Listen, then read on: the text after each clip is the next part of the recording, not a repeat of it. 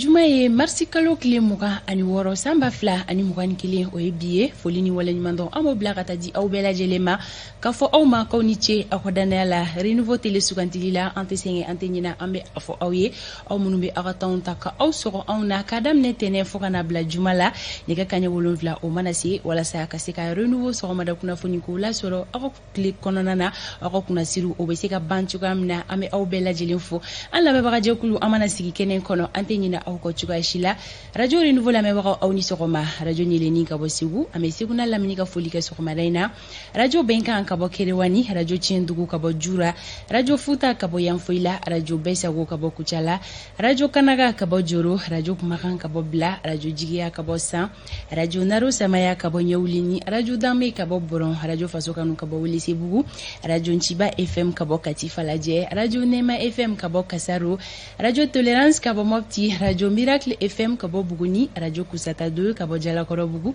radio altakadum ka bɔ sikasokaw fɛ yen nɔ bi ye juma ye bi la hɔrɔmadon ye an bɛ duwawuba kɛ an ka mali ye ka duwawu kɛ maliden kelen-kelenna bɛɛ lajɛlen ye halisa ala ka na ni basigi ye mali kɔnɔna la maliden bɛɛ lajɛlen ka se ka bɛn kan kelen ma ala ka hɛrɛ kɛ maliyɛn kelen-kelenna bɛɛ lajɛlen ye bi kɔni ye marisi kalo tile 26 ye o ye don kɛrɛnkɛrɛnnen ye min bɛ to maliyɛn den kelen-kelenna bɛɛ lajɛlen hakili la sabula ka da kan fɛn kɔni ye marisi kalo tile 26 dɔ ye fɛn min ye président Musa Traoré ala ma hinɛna la ale kɔni ka fanga dafiri la o kɔfɛ an donna démocratie fanga kɔnɔna la o la fɛn kɔni ye marisi kalo tile 26 ye san 1991 kana bila bi la marisi kalo tile 26 san 2021 mali ye san 30 sɔrɔ démocratie fanga o kɔnɔna la o kum kɔnɔna la renouveau ɲɛmaya so olu kɔni kɛlen n'u ka kunnafoni dala baro sigi dɔ labɛn ni o bɛ débat kɛrɛnkɛrɛnnen dɔ ko fɔ o bɛ kɛ bi juma a bɛ kɛ kunnafonidilaw jabala la ni o bɛ maison de la presse ko fɔ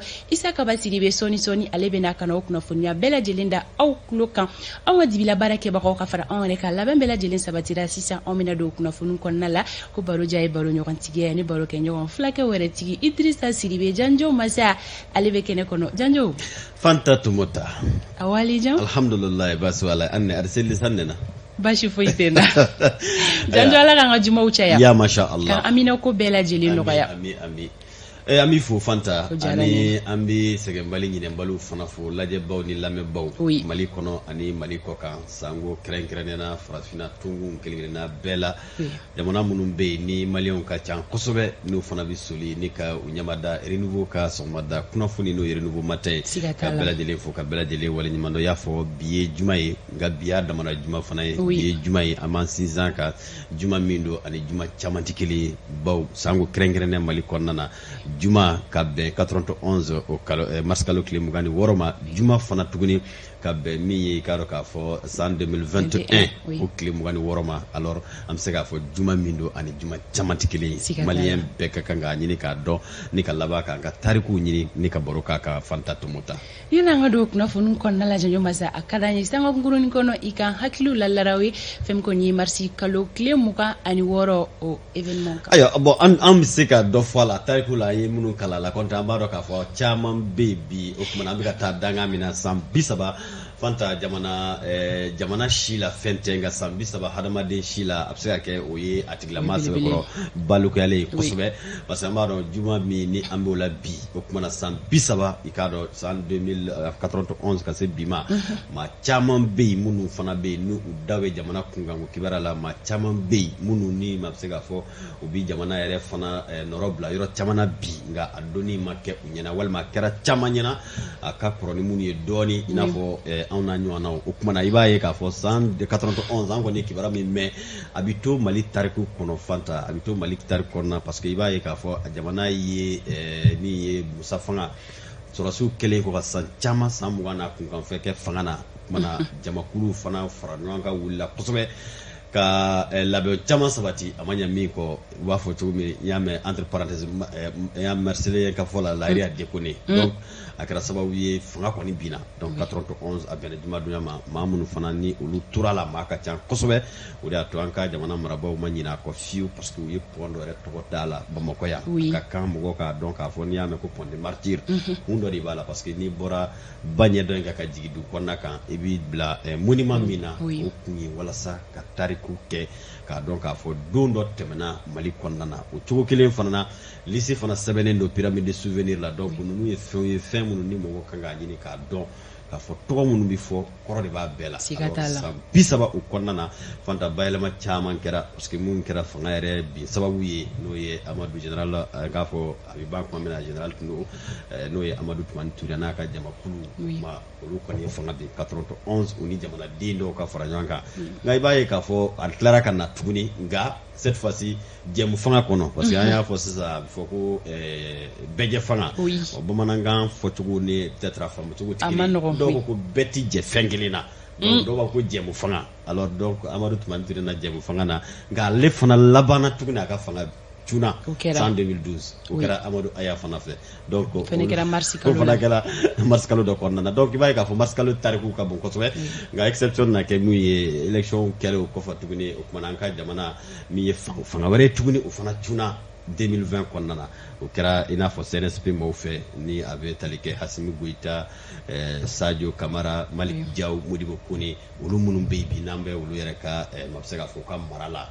entre parenthèses donc an bɛ se k'a fɔ dɔrɔn vraiment mars kalo ni a ka kan kosɛbɛ bi caman k'i miiri k'a fɔ yala Mali donna démocratie la cogo di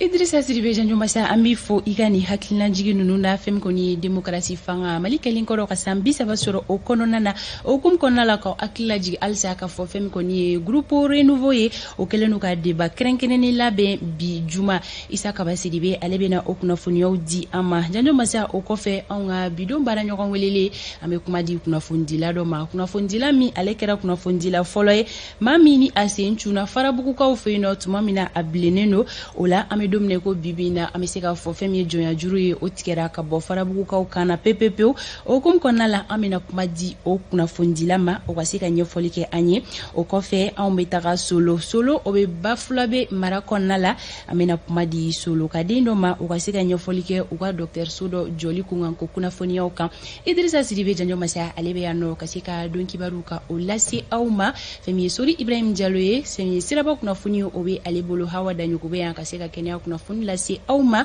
yani an ka don kunnafoni kɔnɔna la an bɛ nɔgɔya da kɛ halisa Amadu El Konare ye ale kɔni fariw man di a la ko bɛɛ lajɛlen ka se ka dugawu kɛ a ye min b'a to a bɛ se ka a yɛrɛ sɔrɔ Janjo Masa i sera sabali ye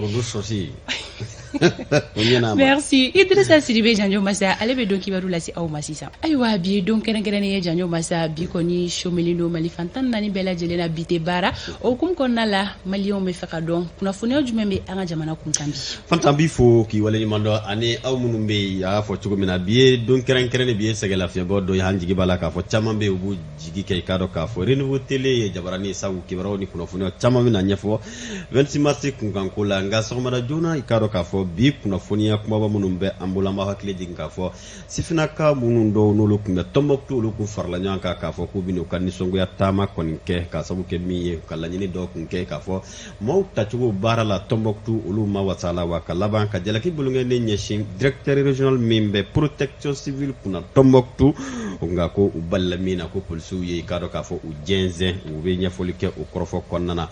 an ka jamana ni Faransi ka tɛgɛdi ɲɔgɔn bolo hukumu kɔnɔna na u ka baɲumankɛ tɔn dɔ bɛ yen nɔ ni u k'a ma ko Kɛdɛsɛr ma ɲɛma n'a bɛ Eric Chevalier ale ko fɔ ale fana tun taara ka dɔn Menakakaw olu fɛ yen nɔ taama in kun bɛ min kan u bɛ boli u ye wale minnu n'o bɛ tali kɛ baɲumankɛ tɔn ye baara minnu kɛ i ka dɔn Menaka a seginnen kɔ ka bɔ Menaka a ye kunnafoni dibaw wele ni ka dantigɛ dɔw kɛ an da bɛna don fana nin ye kibaruyaw la kumabaw ye misɛnman wɛrɛw bɛna don minnu kɔnɔ ni ka walawalali kɛ aw ye aw y'aw bisimila renouveau matin ka sɔgɔmada joona kibaruyaw la i n'a fɔ an y'a fɔ ye cogo min na an b'a yira u la k'a fɔ min ye nisɔngoya taama dɔ kɔni o balila Tɔnbɔkutukaw olu fɛ yen nɔ kunnafoniyaw y'a di k'a fɔ min ye taamakɛba ninnu kɔni ye o kun ye wulikajɔ k'o labɛn ani ka fɛɛrɛ ni dabaliw bɛɛ tigɛ walasa min bɛ tali kɛ yamaruya la wo sɔrɔ ka bɔ u k'a dɔn Tɔnbɔkutu mara maa ɲɛmaw olu yɔrɔ u k'a dɔn min bɛ tali kɛ yamaruya la olu fana bɛɛ lajɛlen sɔrɔlen kɔ ka bɔ yen nɔ min ni u ka taama in u y'a yira k'a fɔ a tun bɛ minɛn min kɔnɔna na ni laɲini min bɛ u fɛ o ye denmisɛnninnakaw ka baara baara u bɛ se ka lasɔrɔ cogo min na o maa sugandi a n'a bɛ ka kɛ kɛcogo min na olu ko dibidibi caman bɛ o la wa ma ɲɛ min kɔ hali u y'u bolongɛnden yɛrɛ ɲɛsin n'o ye jalaki bolongɛnden ye ka ɲɛsin directeur régional min bɛ protection civile kunna Tombouctou k'a fɔ ale kɔni ka i k'a dɔn Tombouctou ni ka bɔ a ma ɲɛmaya la n'o ye direction régionale ye o kɔni kɛra sababu ye u ko taama a daminɛnen kɔ bɛn kɔnɔna na ani keleya kɔnɔ ani sariya ka kan ka labɛn cogo min na olu y'o bɛɛ lajɛlen kɛ olu kɔni b'a la min na o ye ko polisilakaw donna u tula ne ka u jɛnsɛn nka mɛn da ye mɛn digila ye min ye nin kulu in maa ɲɛma yɛrɛ ye a ye laseliw kɛ an ka lasigiden min bɛ Tombouctou ale ka kuma baara la n'o ye Boubacar Djité an ka jɛ ka ɲamada fɛ. Kun tun ye problème saba de tun bɛ n bolo parce que yan n'u b'a fɛ ka denmisɛnninw ta baara la an ka ɲɛmɔgɔw u b'a kɛ ni cogoya an tɛ cogoya mun faamu donc chaque fois n'u b'a fɛ ka mɔgɔw ta u b'u ka mɔgɔw de ta ou bien u bɛ mɔgɔw wele Bamakɔ ka na n'u bɛ dugu wɛrɛ la k'u ta ka an ka denmisɛnninw to donc an y'a fɔ k'o tɛ se ka kɛ tuguni donc ni mɔgɔw ta u ka taa normalement dans la légalité n'o tɛ se ka kɛ an t'o faamu ça c'est point fɔlɔ ye point filanan an ka balimakɛ dɔw bɛ a ye concours de la police sɔrɔ officier concours sɔrɔ a ye épreuve bɛɛ kɛ fo épreuve finale a y'o bɛɛ sɔrɔ mais à la dernière minute u y'a tɔgɔ bɔ parce que sous couvert ɲɛnɛman t'a bolo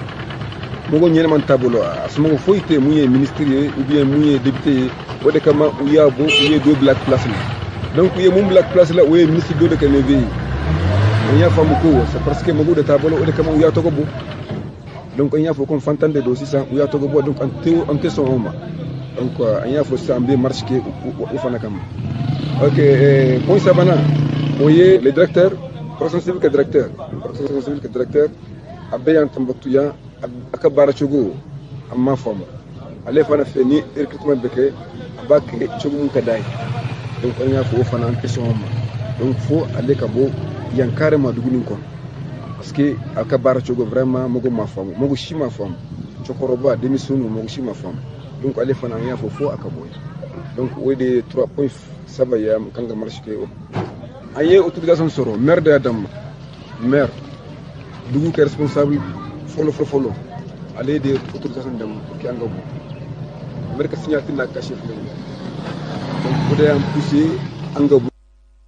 Ayiwa hakili la min bi tali kɛ Tombouctou sifinnakaw ka taama kun u y'a fɔ k'a fɔ kunba damadɔ min don ko maaw tacogo i k'a dɔn ko ta minnu bɛ di région na k'olu ma wasa sɔrɔ a ko la kosɛbɛ o kɔni kɛlen don ka jalaki fana ɲɛsin directeur régional min bɛ protection civile kunna Tombouctou nka man jigi b'a la k'a fɔ min ye marakɛbaw ye nin n'a ɲɔgɔnnaw u n'u hakili to a ko la ni k'a lajɛ ji ɲɛma jɔlen na. Baɲumankɛtɔn minnu kama ko Keidersel kuma ɲɛma ale fana ye k'a dɔn taama ton ta ni ka i kunsi Menaka ale ma hakili lajiginna Mali ni Faransi ka tɛgɛden ɲɔgɔn bolo a bɛɛ lajɛlen tɛ i k'a dɔn k'a fɔ sɔrɔsiya hukumu dɔrɔn kɔnɔna ye min ye yiriwa siraw ani fɛɛrɛ caman olu bɛɛ a kɔnɔna na i k'a dɔn min ye ni kulu in maa ɲɛma n'o ye Keidersel maa ɲɛma ye n'o ye Eric Sevalier a taara Menakakaw fɛ yen nɔ masikalo tile 23 san 2021 ni ka taa i ɲɛ da u ka baɲumankɛ tɔn ni faso Maliba jɛra ni ka cakɛda minnu ni ka ninkura fiyɛ olu la i n'a fɔ kɛnɛya sira kan ani ji yɛrɛ sanuman lasɔrɔli ko fo ka se kuranko kunkanko kibaruya nin taama in kɔnɔna na min ye Eric Chevalier min ni kɛ Dersel maa ɲɛmaa don ani Menaka yɛrɛ a dugulenw ni k'a dɔn dugutigiw ni k'a dɔn maa minnu n'olu ye ni yɔrɔ maa ɲɛmaw ye a n'u jɛra ni ka hakili falenfalenw kɛ a k'a dɔn k'a fɔ dekun min ni gɛlɛya minnu bɛ u kan ani fɛɛrɛ minnu ni dabali minnu ni u bɛ se ka u labɛn ɲɔgɔn fɛ walasa maaya bɛ se ka kɛ ko basigilen ye Menaka marabolo kɔnɔ cogo min na waati min na Eric Chevalier a kɔni bɔra Menaka kalo tile 24 ka bɛn arabadon fana ma a ye kunnafoni dibaw ni ka olu wele ni k'a ka jateminɛw na ka yetaw k'olu i da sin bɛɛ lajɛlen ma Malik Diallo ale tun bɛ Renouveau Télé tɔgɔ la a ye kunnafoniya minnu lasɔrɔ an ka jɛ ka ɲamadaw fɛ. Dɛmɛ doli kɔ jamana cakɛdaw segili la jamana kɔrɔyan fan fɛ Faransi cakɛda min bɛ wele centre de crise et de soutien ni o yɛrɛ dagalen don u ka minisiriso min ɲɛsinen don u ka jamana ani jamana wɛrɛ cɛ koɲɛw ɲɛnabɔli ma ale kɔni bɛ kɛ ka dɛmɛ don Mali kɔrɔnfɛ dugu caman ma Menaka dugu kɔnɔna kɔni ye o dugu kɔfɔlen nin dɔ la kelen ye Faransi ka nin cakɛda in kɔni ye dɛmɛba de don Menaka kuranko la u ye motɛrimafɛn dɔw di wa EDMSA ka cakɛda mɛn Menaka o n'o ye baara caman kɛ ɲɔgɔn fɛ. O ka dɛmɛ ninnu yɛrɛ bɛ kɛ sababu ye Menaka dugu n'i y'a sigi 4 o 4 saba ka se ka kuran sɔrɔ cogoya min na. Kuranko tɛmɛnen kɔ, Faransi ka nin cakɛda ye dɛmɛ fɛnɛ don SOMAGEP ma Menaka jiko la. U ye forage 2 se ni olu kelen dunya bɛ se fɔ mètre 120 kɔ ma. Wa o bɛ kɛ sababu ye ka jiko gɛlɛya dɔgɔya Menakakaw fɛ yen nɔ. O bɔlen kɔ a la, u ye dɛmɛw don Menaka dɔgɔtɔrɔsow fɔ ka taa se Menaka commissariat de police fɛnɛ ma. Jamana kɔrɔyanfanw tɛmɛnen kɔ, Faransi cakɛda in bɛ fɛ ka dɛmɛ don fɛnɛ ka ɲɛsin Mopti mara dugu dɔw ma, n'o dɔ ye Honbori fɔ ka taa se Douanza ma. O baaraw kɔni ma daminɛ fɔlɔ ka kɛ ni lakanabaliya ɲɔgɔn ye nin furancɛ ninnu kɔnɔna na. Nka cakɛda in ɲɛmɔgɔ Eric Chevalier ale kɔni y'a yira k'a fɔ ko baara ninnu tɛna mɛn tuguni daminɛbaliya la Honbori ani Douanzakaw fɛ yen nɔ. San o san, Faransi ka nin cakɛda in kɔni bɛ min don jamana kɔrɔyanfanw dugu ka yiriwali la, o bɛ t'i jɔ fɔ miliyari 10 kunkan fɛnɛ. Ayiwa, Eric Chevalier ani Faransi i k'a dɔn Mali fana ni jamana minnu n'o bɛ tali kɛ jamana wɛrɛ minnu bolo bɛ ɲɔgɔn bolo an jigi b'a la k'a fɔ n'an jɛra ni ka hakilinaw ni haminaw kɛ kelen yiriwaw bɛ lanati kosɛbɛ wa yiriwa fana bɛ taa ka ɲɛsin maa minnu ma ni sigida minnu na olu ka kan k'o hakili to i k'a dɔn ni yiriwa baara kɛ minɛnw na fana an jigi b'a la k'a fɔ a ye faamu caman sɔrɔ Malik Jalo ale ka ɲɛfɔli la. Soba min bɛ an ka dugu jukɔrɔ nafolo bɔli kunkan ko kibaruya i k'a dɔn o ɲɛnabɔ hakilila jiginna n'u b'a fɔ ma ko chambre de mine na olu fana ye alamisadon lasɔrɔ ni ka sigi dɔ k'o kɛ sigi in bolila fɛn min ka o ye ka jateminɛ kɛ ani ka i k'a dɔn min ye fɛsɛfɛsɛli ta ka ɲɛsin sariya kisɛ ma ko loi minière min b'an ka jamana kɔnɔna na maa minnu ni olu ye sɔrɔ bubɔ n k'a fɔ sɔrɔ busobaw ye minnu fana bɛ yen ni olu ye u b'u yɛrɛ ye i k'a dɔn k'a fɔ dugu jukɔrɔ nafolo baara a sɔrɔ o sɔrɔli o kunkan ko kibaruya o la u ka laɲini dɔ kɛra ko ka bayɛlɛma walima ka kalan kura ta ka ɲɛsin sariya kisɛ ma n'o ye article 202 ni ale bɛ ordonnance min kɔnɔna na san 2019 i ka dɔn ordonnance 022 ni o kumana a ban ka jamana yɛrɛ a dugu jukɔrɔ nafolo kunkan kibaruya ni ka o ɲɛfɔ ani article 7 n'o ye jɔsen 7 min fana bɛ yen n'o ye bɛnkan ye ko ma ko convention d'établissement type ninnu bɛɛ lajɛlen kɔni kɛra laɲiniw ye maaw fɛ maa minnu n'olu bɛ chambre de mine kɔnɔna na u y'a kanu fana k'a fɔ ko min bɛ tali kɛ san 2020 ani san 2021 k'o ka kɛ a damana sanw ye kɛrɛnkɛrɛnnen baw ko gɛlɛyaw de dekun ye k'a dɔn k'a fɔ maa caman bɛ yen n'u olu ka baara bɛnnen don nin baara ninnu ma o ko mara kɛbagaw k'u hakili to la Yusuf Kulubali tun bɛ Renouveau Télé tɔgɔ la a ye kibaruya minnu lanati an ka jɛ k'an ɲamadaw fɛ. Sariya minnu tara ka ɲɛsin dugujukɔrɔ nafolo koɲɛ ma Mali kɔnɔna la o kɔni kɛlen do gɛlɛyaba ye ka ɲɛsin dugujukɔrɔ nafolo baarakɛlaw ma o de kama u bɛ ka laɲini bi na ko segi ka kɛ nin gafe in kan k'a sɛbɛn togoya min na Mali dugujukɔrɔ nafolo bɛ se ka kɛ maliyɛnden bɛɛ lajɛlen nafalan ye. Code minier min labɛnna jamana fɛ en 2019 o code minier vraiment a ma mɔgɔw nimisi wasa munna parce que yɔrɔ caman b'a la i y'a faamuya min bɛ se ka kɔlɔlɔ bila an ka baara in na ka an ka secteur minier yɛrɛ segin kɔfɛ a bɛ segin kɔfɛ cogo di parce que ni o disposition n'o texte n'o man ɲi i y'a faamuya minnu bɛ n'olu ka nafolo ye an ka jamana kɔnɔ pour que ka na an dɛmɛ ka sanu bɔ ni an bɛ dɔ sɔrɔ a la ni baaraw bɛ créer a kɔnɔ olu mɔgɔ ninnu o bɛ sira wɛrɛ ta ka taga n'o ye sira wɛrɛ ta ka taga donc an bi position min na bi n'o ye jɔyɔrɔ sabanan ye farafinna kɔnɔ sanu bɔra n'an man kɔlɔsi an b'o jɔyɔrɔ sabanan an b'a a perdre. Ka kɛ ni chambre de mine ɲɛmaa ka fɔli halisa jaabi minnu bɛna sɔrɔ u ka nin sigi in senfɛ o kɔni bɛna ta ka di jamana ɲɛmɔgɔw ma walasa a bɛ se k'u dɛmɛ cogo min na u ka baaraw kɔnɔna la. Chambre ka baara de ye k'a lajɛ ni min man ɲa la i y'a mɛn a bɛ bɛɛ wele i y'a mɛn an bɛ ɲɔgɔn faamuya n'a kan ka taa bolo min fɛ an b'o bolo dilan i y'a mɛn ka taa a jira i y'a mɛn an ka faamaw na ka fɔ vraiment an b'a fɛ taabolo ka kɛ nin de ye ne da ka d'an bɛɛ la i y'a mɛn a da ka di Mali la a da ka di minnu bɛ na n'u ka nafolo ye a da ka di jamanadenw na parce que ni jamana ye wari sɔrɔ ni jamana nafolo sɔrɔ jamanadenw bɛ lafiya. Ni tile kelen sigi in senfɛ Mali dugujukɔrɔ nafolo baaralaw ka tɛmɛ chambre de mine ka sira fɛ olu kɔni y'a yira k'a fɔ k'olu ka laɲini belebele de ye an ka jamana bɛ se ka jɔyɔrɔ filanan sɔrɔ cogo min na farafinna kɔnɔna la sanubɔ sira fɛ o laɲini o kɔni tɛna se ka sabati cogo si la ni jamana ɲɛmɔgɔw ma dugujukɔrɔ nafolo baaralaw dɛmɛ n'u ka fɛɛrɛw ye. jamana ɲɛmaw bena dugujukɔrɔ baarakɛlaw ne k'a dɔ dugujukɔrɔ nafolo no bɔbɔw ye an jigi b'a la k'a fɔ u kumana u na u dɛmɛ kosɛbɛ walasa nin kura ka fiyɛ mali sanuko kunkan ko kibara la ministre Lamine Seydou Traoré n'a ka jamakulu an jigi b'a la k'a fɔ u kɔni ka wuli ka jɔ barika ka b'u la kosɛbɛ o kuma an bɛ an karamɔgɔ Abdoulaye Puna fana ale min ye chambre de minima ɲɛma ye k'a fɔ u ye k'u cɛsiri kosɛbɛ walasa mali dugujukɔrɔ nafolo kumana maliden bɛɛ lajɛlen na se ka wasa sɔrɔ a la cogo min na kunnafoni ko nasiraw la an bɛ a yiraw la k'a fɔ ka kɛɲɛni k'a dɔn k'a fɔ sunkalo kalo yɛrɛ ale yɛrɛ nakɔrɔla ye o selen kɔ ka ban jɛkulu min n'o k'a ma ko collectif des jeunes leaders olu fana ye labɛn dɔw ne ka o sabati o labɛn in bɛ boli fɛn min kan o ye an ka tobiliko kɛcogo ɲuman sanko kɛrɛnkɛrɛnnena mɔni yɛrɛ bɛ se ka latobi ne ka a laja ka laban tuguni ne ka wasa sɔrɔ a la cogo min na o kama nin kulu in ye i k'a dɔn don dɔ lasɔrɔ walasa ka baara in labɛn min bɛ tali kɛ musolakaw dɔw la k'olu kɔni wele ni ka na u bila ɲɔgɔn dan la a kɛra bamakɔ sigidaba 6nan na collectif ma ɲɛma u ka laɲini ti dɔwɛrɛ ye o ye an ka mɔniw n'an ka i k'a dɔn k'a fɔ laadala dumuniw musolakaw bɛ se ka se o la ani ka a dɔn ka laban k'a dɔn nakari cogo min na wasa caman bɛ se ka lasɔrɔ nin bɛɛ lajɛlen na cogo min na min ye jeune leader o kumana a denmisɛnnin ma ɲɛmaw olu kɔni ye nin wale in ta ka bila o minɛn de kɔnɔna na kɛnɛ in yɛrɛ a denfaya tun bɛ maa bolo maa min ni o ye directeur min ɲɛsinnen don an ka i k'a dɔn k'a fɔ dunanjigisow n'o ye hôtellerie fo ka se hakilila jiginna tourisme n'o y'an ka yɔrɔ sahaliw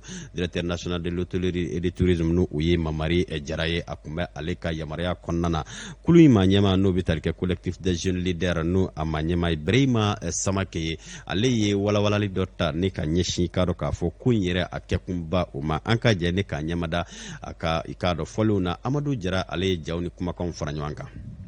bi ɲɔgɔndan in kun ye ka musomanw hakili la na furu kɔnɔ tobili kan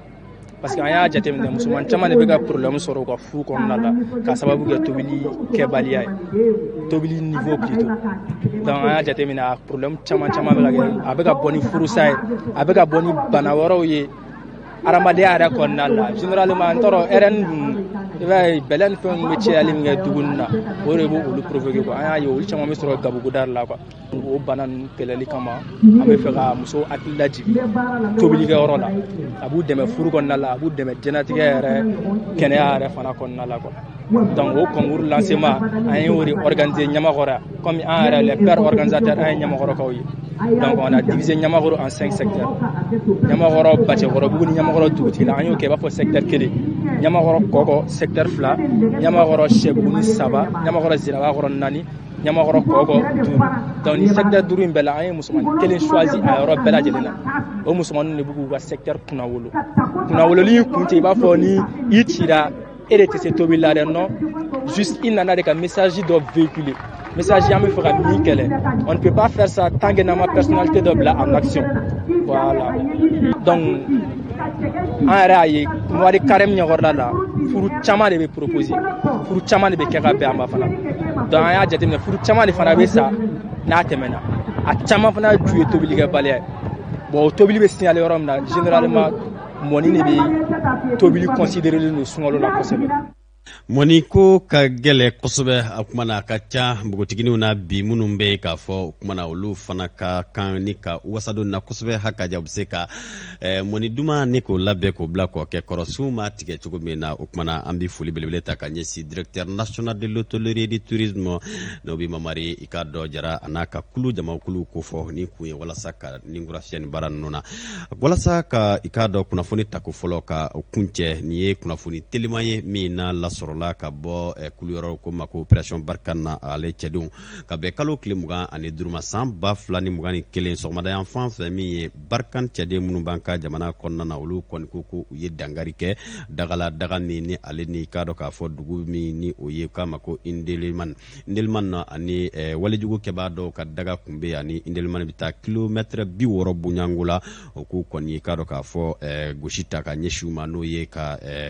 i k'a dɔn yɔrɔ kofolen ka daga ci ni avion ka baara ye o kumana ko o kɔni kɛra kɔfɛ min ye jateminɛw kɛlen kɔ k'a yira k'a fɔ k'a jɛya k'a fɔ ninnu kɔni ka daga ti dɔwɛrɛ ye daga don n'o ye walejugu kɛbaw olu ka daga ye nka ko i k'a dɔn jaabi minnu bɛ se ka o di o de ye k'a fɔ moto 3 u kɔni y'o lasɔrɔ ni ka o tiɲɛ ni i k'a dɔn k'a fɔ walejugu kɛbaw ka daga cili senfɛ Fanta Tomota bi don kibaruya ta ko fɔlɔ kunkan ko kibaruyaw la kumabaw olu ye nin ye Janyo masa i be fo i ka timinanja la an ni kunnafoni bɛ taga ni ɲɔgɔn ye halisa an bɛ taga Sori Ibrahim Diallo fanfɛla la o b'a yira k'a fɔ tan ka segin kunnafoniyaw wagati sera ka se ka o di aw ma ni o bɛ siraba kunnafoni ko fɔ sɔni anw ka nɛgɛ kɛrɛfɛtigi Asi Danbele ka yamaruya kɔnɔna la anw ni Sori bɛ na ɲɔgɔn lasɔrɔ ka se ka dɔn kibaru fɛn min ye siraba kunnafoniya ye k'o lase aw ma